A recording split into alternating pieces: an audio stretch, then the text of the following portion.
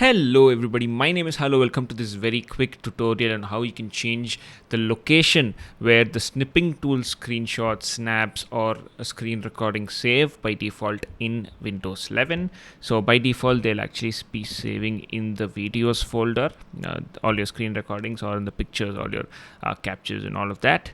And as you can see, I don't really have much storage. Probably you also don't have if you're watching this video. So here's a very quick guide on how you can do that. I want you to go to the snipping tool from start. Once you go there, click on these three dots, go to the settings and just expand this, maximize. From there you can see the screenshots are saved to this folder. Click the change button. We'll go ahead to the D drive where actually I have some space. Right click the new button and then click the folder button. Okay, so I'm going to create a folder called snipping tool saves. Okay, from here I'm gonna go again inside there. I'm going to be creating a folder to save screenshots. Okay, and I will press select folders. Now similarly there's another section here where it says screen recordings are saved to. Now I want you to click the change button again.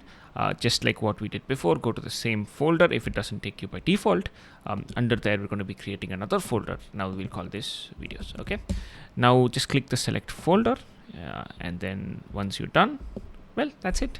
Thank you so much for watching. I hope this video helped you. If it did, hit that like button. Thank you for watching again. I'll see you in another video. Until then, bye.